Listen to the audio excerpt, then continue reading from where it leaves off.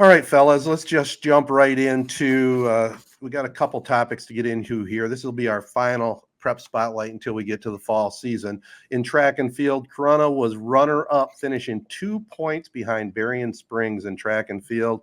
I'm sure they're disappointed, but still was a heck of a year. Tarek Bauer finished second in the long jump and third in the 100. Wyatt Bauer, his twin brother, fourth in both the long jump and the 200. Both were part of the second place 400 relay team with Oda Wilkerson and Isaac Jacobs. And both Bauer boys and Jacobs joined Logan Herrick for third in the 800-meter relay. I'm sure, they'll look back at this senior season with a runner-up in football and a runner-up in track and have good memories, but man, just that close. And both events, so taking home the state championship, one more finish, one more place up probably would have got him the title or a tie anyway.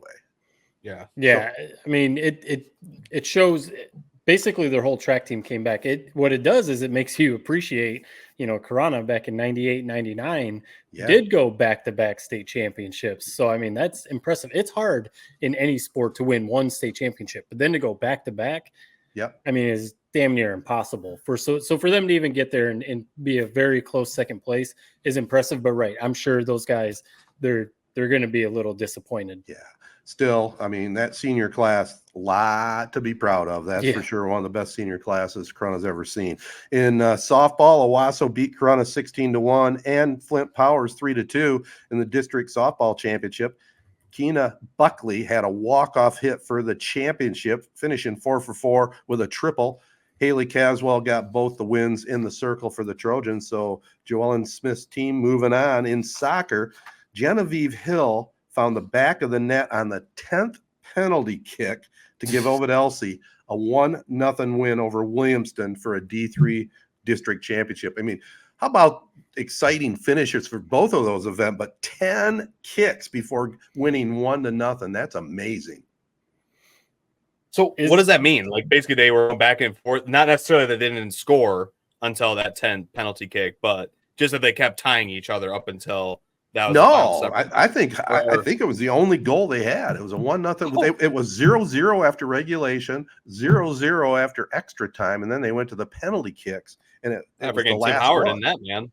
No Tim kidding. Howard in that is the only way to explain that. Ava Bates had 11 saves for the Marauders, so they're 14-3-3. So congratulations to all the high school athletes. Another fine season in the books. I think some teams are still out there active and playing, obviously, but we'll keep an eye on that. Just no more official prep spotlights. But we do want to thank Jacobs Insurance Agency for being on board, and they'll continue being our sponsor until all the way up to fall. So good stuff there.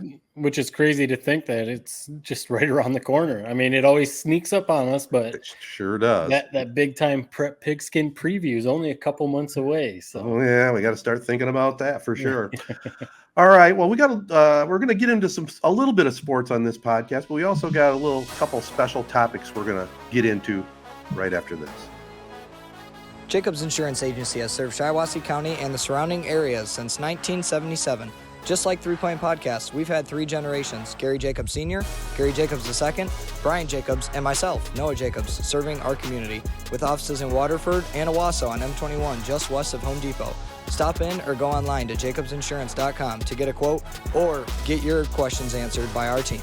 Jacobs Insurance is a proud supporter of our local schools and the proud sponsor of the Prep Spotlight.